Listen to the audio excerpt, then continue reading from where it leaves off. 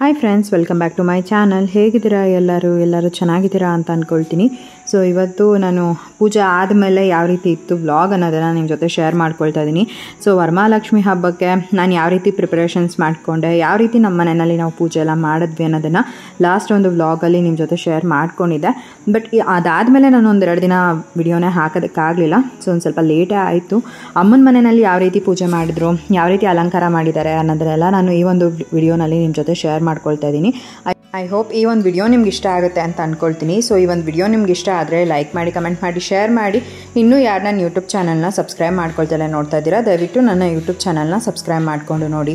So ಪೂಜೆ ಎಲ್ಲ ಆಯಿತು, ತುಂಬಾ ಹೊಟ್ಟೆ ಹಸಿತಾ ಇತ್ತು. ಒಂದು 5 ನಿಮಿಷ ಕೂತ್ಕೊಂಡಿದ್ಬಿಟ್ಟು ಆಮೇಲೆ ತಿಂಡಿ ಏನಾದರೂ ಮಾಡೋಣ ಅಂತ ಅಂದ್ಬಿಟ್ಟು ನಾನು ಜೀವನ್ ಇಬ್ಬರು ಬಂದ್ವಿ.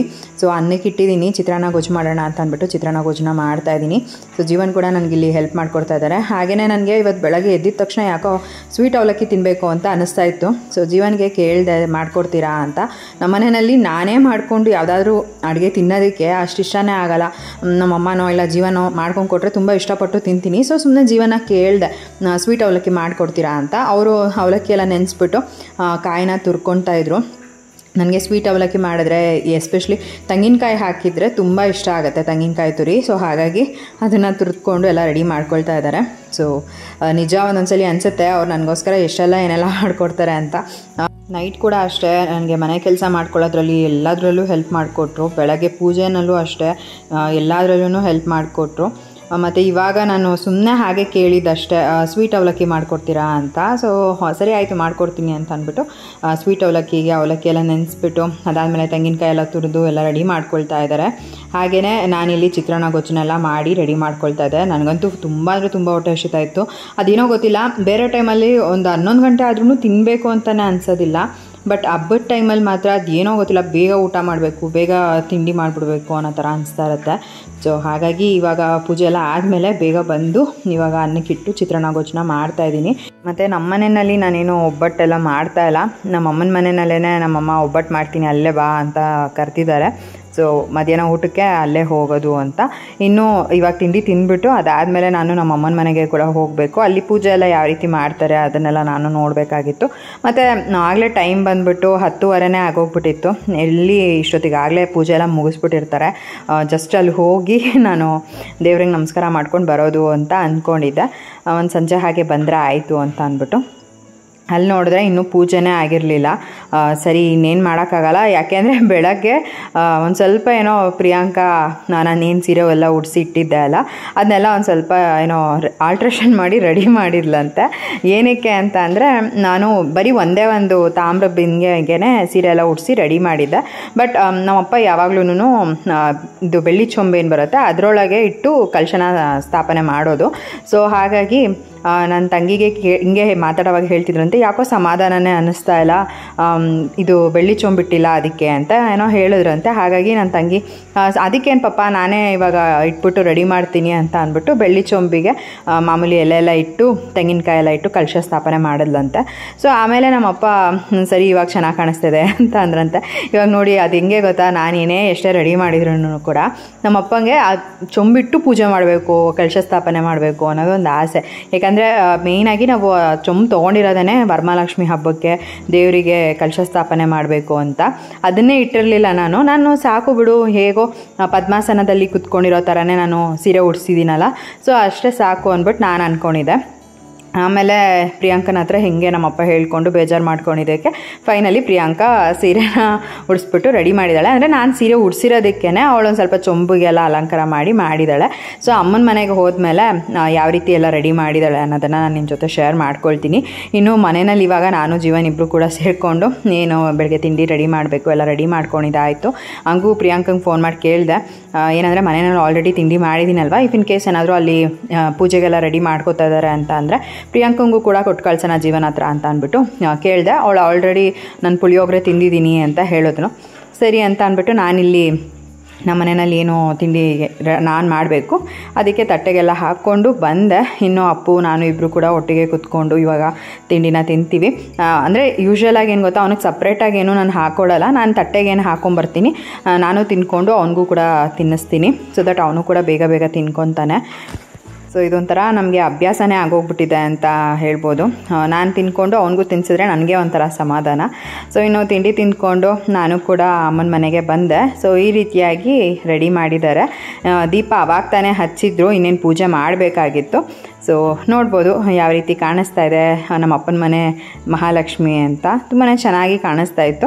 ಏನಂದರೆ ನನ್ನ ತಂಗಿ ಚೊಂಬಿಟ್ಬಿಟ್ಟು ಒಂದು ಸ್ವಲ್ಪ ಸೆರಗು ಏನು ದೇವರಿಗೆ ಉಡಿಸ್ಬೇಕು, ಅದನ್ನು ಒಂಚೂರು ಮೇಲ್ಗಡೆ ಥರ ಉಡಿಸಿದ್ದಾಳೆ ಅಷ್ಟೇ. ಇನ್ನೇನು ಡಿಫ್ರೆನ್ಸ್ ಇಲ್ಲ, ನಾನು ಹೇಗೆ ಕೂರಿಸಿದ್ನೋ ಹಾಗೇ ಇದೆ. ಜಸ್ಟ್ ಅದೊಂದು ಚೊಂಬಿಟ್ಬಿಟ್ಟು ಸೀರೆನ ಕವರ್ ಮಾಡಿದ್ಲು. ನಮ್ಮಪ್ಪ ರಾಹುಗಾಲ ಬಂತು ಅಂತ ಅಂದ್ಬಿಟ್ಟು ಪೂಜೆನ ಕೂಡ ಲೇಟಾಗಿ ಮಾಡಿದ್ರು. ಬೆಳಗ್ಗೆ ಎಲ್ಲ ರೆಡಿ ಮಾಡಿಕೊಂಡು ಮನೆಯಲ್ಲಿ ಪೂಜೆ ಮಾಡೋದಕ್ಕೆ ಲೇಟ್ ಆಯಿತು ಅಂತ ಅಂದ್ಬಿಟ್ಟು ಒಂದು ಮಧ್ಯಾಹ್ನ ಹಾಗೇ ಪೂಜೆ ಮಾಡಿದ್ದು ಅವರು. ನಾನು ನಮ್ಮ ಮನೆಯಲ್ಲಿ ಪೂಜೆ ಎಲ್ಲ ಮುಗಿಸ್ಬಿಟ್ಟು ಅಲ್ಲಿಗೆ ಹೋದಾಗ ನಮ್ಮಪ್ಪ ಪೂಜೆ ಮಾಡ್ತಾಯಿದ್ದಿತ್ತು. ಸರಿ, ಹೇಗಿದ್ರು ನಮಗೂ ಕೂಡ ಪೂಜೆ ನೋಡೋದಕ್ಕೆ ಸಿಕ್ತಲ್ಲ ಅಂತ ಖುಷಿ ಆಯಿತು.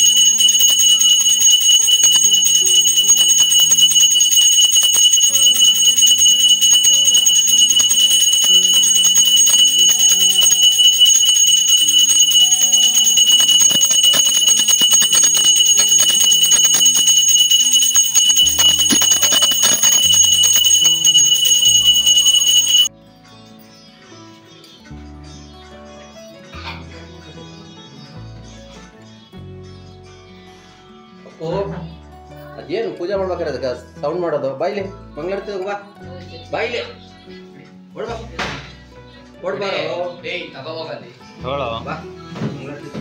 ಸೌಂಡ್ ಮಾಡ್ಬಾರ್ದು, ಪೂಜೆ ಮಾಡ್ಬಾರ್ದು. ಅಡ್ಕೆನಲ್ಲೂ ಅಡ್ಕೆ ಅಂತ ತಗೊಂತಾರ.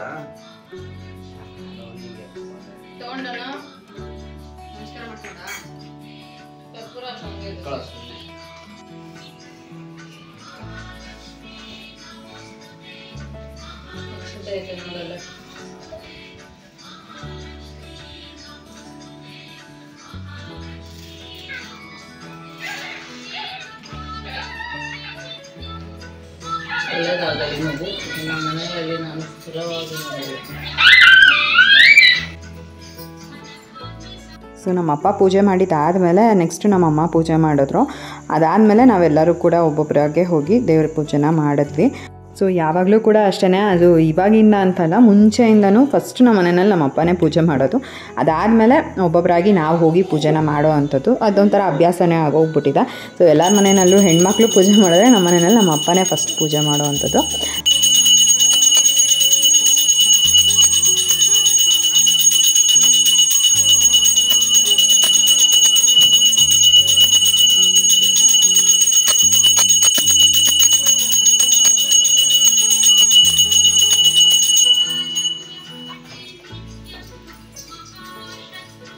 Bluetooth mode here.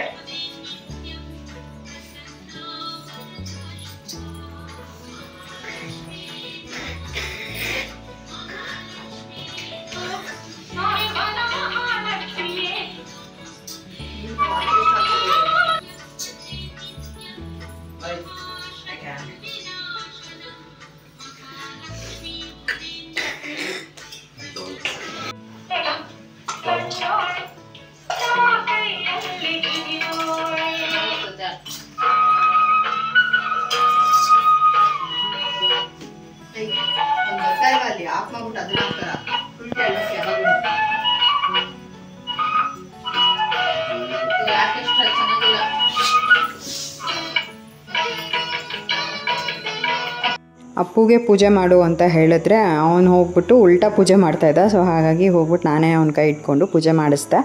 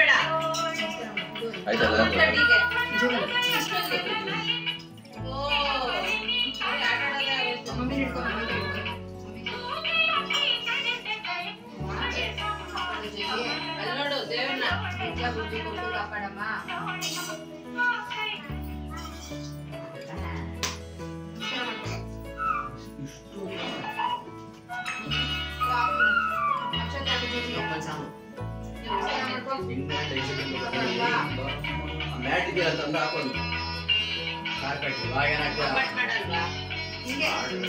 ಹಿಂಗೆ ಎಸಿಬೇಕಪ್ಪ.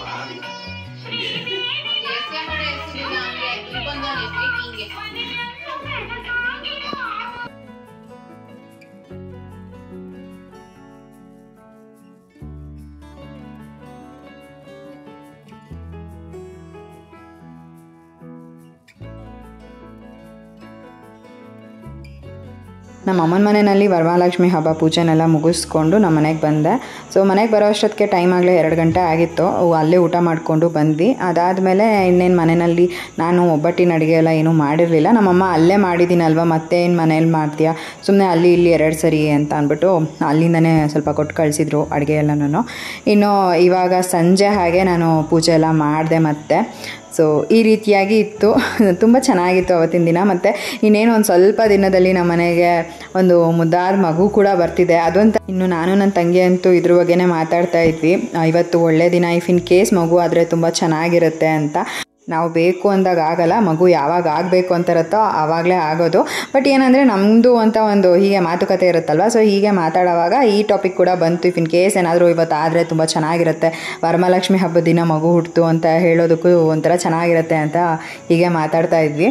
ಹಾಗೆಯೇ ಇನ್ನು ನೆಕ್ಸ್ಟ್ ಇಯರ್ ಅಷ್ಟೊತ್ತಿಗೆ ನಮ್ಮ ಮನೆಯಲ್ಲಿ ಗಂಡು ಮಗು ಆಗಿರುತ್ತೋ ಹೆಣ್ಮಗು ಆಗಿರುತ್ತೋ ಗೊತ್ತಿಲ್ಲ, ಬಟ್ ಹೆಣ್ಮಗು ಆದ್ರಂತೂ ತುಂಬ ಅಂದರೆ ತುಂಬ ಜಾಸ್ತಿ ಖುಷಿ ಇರುತ್ತೆ. ಇನ್ನು ನಾನು ಸಂಜೆ ಮನೆಯಲ್ಲಿ ದೀಪ ಹಚ್ಬಿಟ್ಟು ನಮ್ಮ ಅಮ್ಮನ ಮನೆ ಹತ್ರ ಒಂದಷ್ಟು ಜನ ಅರ್ಶಿನ ಕುಂಕುಮಕ್ಕೆ ಅಂತ ಅಂದ್ಬಿಟ್ಟು ಕರೆದಿದ್ರು. ಇನ್ನೇನು ನಮ್ಮ ಮನೆಯಲ್ಲಿ ಪೂಜೆ ಎಲ್ಲ ಮಾಡಿಬಿಟ್ಟು ಅಲ್ಲಿ ಹೋಗ್ಬಿಟ್ಟು ಬರೋಣ ಅಂತ ಅಂದ್ಕೊಂಡೆ. ಇನ್ನು ಅಲ್ಲಿಂದ ನಮ್ಮ ಮನೆಗೆ ಬರಬೇಕು ಅಂತ ಅಂದರೆ ಕೆಲವ್ರಿಗೆ ಆಗುತ್ತೆ, ಕೆಲವ್ರಿಗೆ ಆಗಲ್ಲ. ಬಟ್ ನಾನು ಮಾಮೂಲಿ ಕರೆಯೋದನ್ನು ಹೇಳಿದ್ದೆ, ಬನ್ನಿ ನಮ್ಮ ಮನೆಗೆ ಅರ್ಶಿನ ಕುಂಕುಮಕ್ಕೆ ಅಂತ ಅಂದ್ಬಿಟ್ಟು. 2-3 ಜನ ಬಂದಿದ್ರು ಅಷ್ಟೇ. ನಾನೇನು ಅಷ್ಟಾಗಿ ವಿಡಿಯೋ ಕ್ಲಿಪ್ಪಿಂಗ್ ಏನು ತೊಗೊಳಕ್ಕೂ ಹೋಗಲಿಲ್ಲ. ಇನ್ನು ನಮ್ಮ ಅಮ್ಮನೂ ಕೂಡ ಕರೆದಿದ್ರು ಅಲ್ವಾ, ನಮ್ಮ ಅಮ್ಮನ ಮನೆಗೆ ಹೋಗ್ಬಿಟ್ಟು ಅಲ್ಲಿ ಅರ್ಶಿನ ಕುಂಕುಮ ತೊಗೊಂಡು ಬಂದೆ. ಇನ್ನು ಮಂಜುವರೆಲ್ಲ ಬಂದಿದ್ರು ಅಲ್ಲಿ. ನಾನು ಅಲ್ಲೇನು ಜಾಸ್ತಿ ವಿಡಿಯೋ ಕ್ಲಿಪ್ಪಿಂಗ್ ಮಾಡ್ಕೊಳ್ಳೋಕ್ಕೆ ಆಗಲಿಲ್ಲ. ಸೊ ಎಷ್ಟಾಗುತ್ತೋ ಅಷ್ಟು ವಿಡಿಯೋ ಕ್ಲಿಪ್ಪಿಂಗ್ ತೊಗೊಂಡಿದ್ದೆ ಬೆಳಗ್ಗೆ. ಇನ್ನು ಸಂಜೆ ಹೋದಾಗಂತೂ ನನಗೆ ಸುಸ್ತಾಗೋಗ್ಬಿಟ್ಟಿತ್ತು, ಯಾವಾಗ ಹೋಗಿ ಮಲ್ಕೊಂಡ್ಬಿಡ್ತೀನಪ್ಪ ಅನ್ನೋ ಥರ ಆಗೋಗ್ಬಿಟ್ಟಿತ್ತು. ಸೊ ಯಾಕೋ ಗೊತ್ತಿಲ್ಲ, ಆವತ್ತಿನ ದಿನ ಅಂತೂ ತುಂಬ ಅಂದರೆ ತುಂಬ ಟಯರ್ಡ್ ಫೀಲ್ ಇತ್ತು ಅಂತಲೇ ಹೇಳ್ಬೋದು. ಸೊ ಇಷ್ಟೇ, ಅಲ್ಲಿ ಹೋಗಿ ಅರ್ಶಿನ ಕುಂಕುಮ ತೊಗೊಂಡು ಬಂದೆ ಮನೆಗೆ. ಇನ್ನು ಜೀವನ್ ಕೂತ್ಕೊಂಡು ಹೀಗೆ ಟಿ ವಿ ನೋಡ್ತಾಯಿದ್ರು. ಅವ್ರ ಹತ್ರ ಹೀಗೆ ಮಾತಾಡಿಕೊಂಡು ನಾನು ಕೂಡ ಟೈಮ್ ಪಾಸ್ ಮಾಡಿದೆ. ಸೊ ನಾನು ಹೀಗೆ ನಮ್ಮ ಅಮ್ಮನ ಮನೆಗೆ ಹೋಗೋವಾಗ ಚಿಕ್ಕ ಚಿಕ್ಕ ಹೆಣ್ಮಕ್ಳು ಎಲ್ಲ ಎಷ್ಟು ಚೆನ್ನಾಗಿ ಲಂಗ ಬ್ಲೌಸ್ ಹಾಕ್ಕೊಂಡು ಎಷ್ಟು ಚೆನ್ನಾಗಿ ರೆಡಿಯಾಗಿದ್ದರು. ಅವ್ರನ್ನೆಲ್ಲ ನೋಡಿ ಏನೋ ಒಂಥರ ತುಂಬ ಖುಷಿ ಆಗ್ತಾಯಿತ್ತು. ಅಂದರೆ ನಾವು ಕೂಡ ನಮ್ಮ ಅಮ್ಮನ ಮನೆಯಲ್ಲಿ ನಮ್ಮಮ್ಮ ನಾವು ಚಿಕ್ಕವರಿರೋವಾಗ ಹೀಗೆ ರೆಡಿ ಮಾಡ್ತಾಯಿದ್ರು ನಮ್ಮನ್ನು. ಸೊ ಅದೆಲ್ಲ ನೆನಪಾಗ್ತಾಯಿತ್ತು ನನಗೆ. ನಮ್ಮಮ್ಮ ಯೂಶ್ವಲಾಗಿ ವರಮಹಾಲಕ್ಷ್ಮಿ ಹಬ್ಬದ ಟೈಮಲ್ಲಿ ನಮಗೆ ಜಾಸ್ತಿ ಲಂಗ ಬ್ಲೌಸನ್ನೇ ಹೊಲಿಸ್ತಾ ಇದ್ದಿದ್ದು ಅವಾಗೆಲ್ಲ. ಆಮೇಲೆ ಒಂದು ಸ್ವಲ್ಪ ದೊಡ್ಡವರಾಗ್ತಾ ಈ ಗಾಗ್ರ, ಚೌಲಿ, ಲೆಹೆಂಗಾ ಈ ಥರದ್ದೆಲ್ಲ ಬಂದಿತ್ತು. ಸೊ ಅದನ್ನು ಕೊಡ್ಸೋರು. ಬಟ್ ಚಿಕ್ಕವರಿರುವಾಗ ನಮಗೆ ಜಾಸ್ತಿ ಲಂಗ ಬ್ಲೌಸನ್ನೇ ಹೊಲಿಸ್ತಾ ಇದ್ದಿದ್ದು ನಮ್ಮಮ್ಮ. ನಾವಂತೂ ಕಾಯ್ತಾ ಇದ್ವಿ ನಮ್ಮಮ್ಮ ಈ ವರ್ಷ ಯಾವ್ದು ಹೊಲಿಸ್ತಾರೆ, ಯಾವ್ದು ಹಾಕ್ಕೊಳ್ಳೋದು ನಾವು ಅಂತ. ನಮ್ಮಮ್ಮ ಏನಂದರೆ ಜಾಸ್ತಿ ಹೊಲಿಸ್ತಾ ಇದ್ದಿದ್ದೇನೆ ಸೀರೆನಲ್ಲಿ. ನನಗೂ ನನ್ನ ತಂಗಿಗೂ ಒಂಥರ ಸಿಮಿಲರಲ್ಲೇ ಹೊಲಿಸೋರು. ಬಟ್ ಒಂದೇ ಸೀರೆನಲ್ಲ, ಬೇರೆ ಬೇರೆ ಸೀರೆನಲ್ಲಿ ಒಂದೇ ಪ್ಯಾಟ್ರನ್ನಲ್ಲೇ ಹೊಲಿಸೋರು. ಸೊ ಹಬ್ಬದ ಟೈಮಲ್ಲಿ ಹಾಕ್ಕೊಂಡು ಅದನ್ನು ಏನೋ ರೆಡಿ ಆಗೋದಕ್ಕೆ ತುಂಬ ಖುಷಿ ಆಗೋದು. ನಮ್ಮಮ್ಮ ಅಂತೂ ಎಲ್ಲ ಒಂದು ಸೆಟ್ ಕೊಡಿಸ್ಬಿಡ್ತಾಯಿದ್ರು. ಬಳೆ, ಆಮೇಲೆ ಈ ಬೈತಲೆ ಬೊಟ್ಟಾಗಿರ್ಬೋದು ಈ ಥರ. ಆಮೇಲೆ ನೇಲ್ ಪಾಲಿಷ್ ಕೂಡ ಅಷ್ಟೇ. ಹಬ್ಬದ ಹಿಂದಿನ ದಿನ ಕೂತ್ಕೊಂಡು ನೇಲ್ ಪಾಲಿಷ್ ಹಾಕೋದು ನಮ್ಮಮ್ಮ ನಮಗೆ, ಮತ್ತು ಮೆಹಂದಿ ಎಲ್ಲ ಹಾಕ್ಕೊಡೋದು. ಸೊ ಈ ರೀತಿ ಎಲ್ಲ ಹಬ್ಬದ ಹಿಂದಿನ ದಿನ ನಾವು ದೇವ್ರಿಗೂ ರೆಡಿ ಮಾಡೋದಲ್ದಂತೆ ನಮಗೂ ಕೂಡ ನಮ್ಮಮ್ಮ ಈ ರೀತಿಯಾಗೆಲ್ಲ ಫಸ್ಟ್ ಪ್ರಿಪ್ರೇಷನ್ ಮಾಡ್ಕೊಳ್ತಾ ಇದ್ರು. ಸೊ ಅದೊಂಥರ ನೆನಪಾಯಿತು. ಅದ್ರ ಬಗ್ಗೆ ಹೀಗೆ ಮಾತಾಡ್ತಾ ಜೀವನ ಹತ್ರ ಹೇಳ್ತಾ ಇದ್ದೆ. ನಮ್ಮಮ್ಮ ಆವಾಗ ವರಮಹಾಲಕ್ಷ್ಮಿ ಹಬ್ಬ ಅಂತ ಅಂದರೆ ನಮಗೂ ಕೂಡ ಹಿಂದಿನ ದಿನ ಮೆಹಂದಿ ಎಲ್ಲ ಹಾಕಿ ನೇಲ್ ಪಾಲಿಷ್ ಎಲ್ಲ ಹಾಕಿ ರೆಡಿ ಮಾಡೋರು. ಮಾರನೇ ದಿನ ಎದ್ಬಿಟ್ಟು ನಾನು ನನ್ನ ತಂಗಿ ಯಾರಿಗೆ ಕಲರ್ ಬಂದಿದೆ ಅಂತ ಅಂದ್ಬಿಟ್ಟು ನೋಡೋದಕ್ಕೆ ಕಾಯ್ತಾ ಇದ್ವಿ ಅಂತ. ನಮ್ಮಮ್ಮಂಗೇನು ಅಷ್ಟಾಗಿ ಮೆಹಂದಿ ಎಲ್ಲ ಬರ್ತಾಯಿದ್ದಿದೆ ಒಂದು ಅಷ್ಟು ಡಿಸೈನ್ಸು. ಬಟ್ ಆದರೂ ಹಾಕೋರು. ನಾವಂತೂ ನೆಕ್ಸ್ಟ್ ಸ್ಯಾಟರ್ಡೆ ಹೇಗಿದ್ರು ನಮಗೆ ರಜಾ ಇರ್ತಿತ್ತು. ಇನ್ನು ಸಂಡೇನೋ ಮಾಮೂಲಿ ರಜಾ. ಮಂಡೇ ಸ್ಕೂಲಿಗೆ ಹೋಗ್ತಿದ್ವಿ ಅಲ್ಲ, ಆವಾಗ ನಮ್ಮ ಫ್ರೆಂಡ್ಸಿಗೆಲ್ಲ ಮೆಹಂದಿ ತೋರಿಸೋದಕ್ಕೆ ತುಂಬ ಖುಷಿಯಿಂದ ತೋರಿಸ್ತಾ ಇದ್ವಿ, ನಮ್ಮಮ್ಮ ಮೆಹಂದಿ ಹಾಕಿದ್ದಾರೆ ನೋಡಿ ಅಂತ ಅಂದ್ಬಿಟ್ಟು. ಸೊ ಅದೆಲ್ಲ ನೆನಪಾಗ್ತಾಯಿತ್ತು. ಅದನ್ನೇ ಹೇಳ್ತಾ ಇದ್ದೆ ಜೀವನ ಹತ್ರ ಹೀಗೆ ಮಾತಾಡಿಕೊಂಡು. ಸೊ ಇನ್ನು ಜೀವನ ಅವ್ರಿಗೆಲ್ಲ ಹಿಂಗೆ ಅಂತಂದರೆ ವರಮಹಾಲಕ್ಷ್ಮಿ ಹಬ್ಬ ಅವರು ಜಾಸ್ತಿ ಇದ್ದಿದ್ದೆಲ್ಲ ಮೈಸೂರಲ್ಲೇ ಅಲ್ವಾ. ಸೊ ಅಲ್ಲಿ ಯಾವ ರೀತಿ ನಮ್ಮ ಅತ್ತೆ ಮಾಡ್ತಾಯಿದ್ರು ಅನ್ನೋದನ್ನೆಲ್ಲ ಅವರು ಹೇಳ್ತಾಯಿದ್ರು. ಸೊ ಹೀಗೆ ಮಾತಾಡಿಕೊಂಡು ಟೈಮ್ ಪಾಸ್ ಆಯಿತು. ಇನ್ನು ನನ್ನ ಮಗ ಮೇಲ್ಗಡೆನೇ ಇನ್ನೂ ಮಲ್ಕೊಂಡಿದ್ದ. ನಾನು ನಮ್ಮ ಅಮ್ಮನ ಮನೆಗೆ ಹೋಗಿ ಅರ್ಶಿನ ಕುಂಕುಮ ತೊಗೊಂಡು ಮನೆಗೆ ಬಂದ್ರೂ ಕೂಡ ಇನ್ನೂ ಎದ್ದೇ ಇರಲಿಲ್ಲ. ಟೈಮ್ ಆಗಲೇ ಒಂದು 8 ಗಂಟೆ 9 ಗಂಟೆನೇ ಆಗೋಗಿತ್ತು. ಅವಾಗ ಎದ್ಬಿಟ್ಟು ಕೆಳಗಡೆ ಬಂದ. ಇನ್ನು ಬಂದ ಮೇಲೂ ತೊಡೆ ಮೇಲೆ ಮಲ್ಕೊಂಡಿದ್ದ. ಸರಿ ಬಿಡು ಅಂತ ಅಂದ್ಬಿಟ್ಟು ಹಾಗೆ ನಾನು ಸುಮ್ಮನೆ ಆದೆ. ಅವನಿಗಂತೂ ಹಿಂದಿನ ದಿನವೂ ನಿದ್ದೆ ಇಲ್ಲ ಕರೆಕ್ಟಾಗಿ. ಯಾಕಂದರೆ ನಾವು ಮಲ್ಕೊಳ್ಳೋವರೆಗೂ ಅವ್ನು ಮಲ್ಕೊಂಡೇ ಇರಲಿಲ್ಲ. ಸೊ ಆವತ್ತಿನ ದಿನ ಪೂಜೆ ಎಲ್ಲ ಆಯ್ತಲ್ವ, ನಮ್ಮ ಅಮ್ಮನ ಮನೆಗೆ ಹೋಗಿ ಬಂದಮೇಲೆ ನಿದ್ದೆ ಮಾಡಿದವನು ಎದ್ದಿರೋದೇ 9 ಗಂಟೆ ಟೈಮಲ್ಲಿ. ಇನ್ನು ನೈಟು ಬೇಗ ಮಲ್ಕೊಳ್ಳೋದು ಇಲ್ಲ ಇವತ್ತು. ಸೊ ಹೆಂಗಾದ್ರೂ ಲೇಟ್ ಆಗೇ ಆಗುತ್ತೆ. ಬಟ್ ಅವನಿಗೂ ಕೂಡ ಸಾಕಾಗಿತ್ತಲ್ವ ಅಂದ್ಬಿಟ್ಟು ನಾವು ಏನೂ ಎಬ್ಬಿಸೋಕ್ಕೆ ಹೋಗಿರಲಿಲ್ಲ. ಸೊ ಈ ವರ್ಷ ಅಂತೂ ನಮ್ಮ ಮನೆಯಲ್ಲಿ ಹಬ್ಬ ಈ ರೀತಿಯಾಗಿ ಇತ್ತು. ತುಂಬ ಸಿಂಪಲ್ಲಾಗಿ ನಾವು ಹಬ್ಬನ ಸೆಲೆಬ್ರೇಟ್ ಮಾಡಿದ್ವಿ. ಬಟ್ ನಮ್ಮ ಮನೆಯಲ್ಲಿ ಏನು ಕಳಶ ಇತ್ತು ಅದಕ್ಕೇ ನಾನು ಅಲಂಕಾರನ ಮಾಡಿದ್ದೆ. ತುಂಬ ಜನ ಲಾಸ್ಟ್ ವ್ಲಾಗಲ್ಲಿ ಅದನ್ನು ಕೂಡ ಇಷ್ಟಪಟ್ರಿ, ತುಂಬ ಚೆನ್ನಾಗಿ ಅಲಂಕಾರ ಮಾಡಿದ್ದೀರಾ ಅಂತ. ಸೊ ಆಲ್ಮೋಸ್ಟ್ ನಾನು ಎಲ್ರಿಗೂ ಕೂಡ ರಿಪ್ಲೈ ಮಾಡ್ತೀನಿ. ಸೊ ತುಂಬ ಖುಷಿ ಆಯಿತು ನಿಮ್ಮೆಲ್ಲರ ಕಮೆಂಟ್ಸ್ ನೋಡಿ. Thank you so much. ಹಾಗೆಯೇ ಅಮ್ಮನ ಮನೆಯಲ್ಲಿ ಯಾವ ರೀತಿ ಹಬ್ಬ ಮಾಡಿದ್ರು ಅನ್ನೋದನ್ನು ಕೂಡ ನಾನು ನಿಮ್ಮ ಜೊತೆ ಶೇರ್ ಮಾಡಿಕೊಂಡೆ ಈ ಒಂದು ವಿಡಿಯೋನಲ್ಲಿ. ಐ ಹೋಪ್ ಈ ಒಂದು ವಿಡಿಯೋ ನಿಮ್ಗೆ ಇಷ್ಟ ಆಗಿದೆ ಅಂತ ಅಂದ್ಕೊಳ್ತೀನಿ. ಸೊ ಇವತ್ತಿನ ಈ ಒಂದು ವಿಡಿಯೋನ ನಾನು ಇಲ್ಲಿಗೆ ಎಂಡ್ ಮಾಡ್ತೀನಿ. ಇವತ್ತಿನ ಈ ಒಂದು ವಿಡಿಯೋ ನಿಮ್ಗೆ ಇಷ್ಟ ಆಗಿದ್ರೆ ಲೈಕ್ ಮಾಡಿ, ಕಮೆಂಟ್ ಮಾಡಿ, ಶೇರ್ ಮಾಡಿ. ಇನ್ನೂ ಯಾರು ನನ್ನ ಯೂಟ್ಯೂಬ್ ಚಾನಲ್ನ ಸಬ್ಸ್ಕ್ರೈಬ್ ಮಾಡ್ಕೊಳ್ತಾರೆ ನೋಡ್ತಾ ಇದ್ದೀರಾ, ದಯವಿಟ್ಟು ನನ್ನ ಯೂಟ್ಯೂಬ್ ಚಾನಲ್ನ ಸಬ್ಸ್ಕ್ರೈಬ್ ಮಾಡಿಕೊಂಡು ನೋಡಿ. ಸಿಗೋಣ ಮುಂದಿನ ವಿಡಿಯೋನಲ್ಲಿ. Thanks for watching. ಬಾಯ್.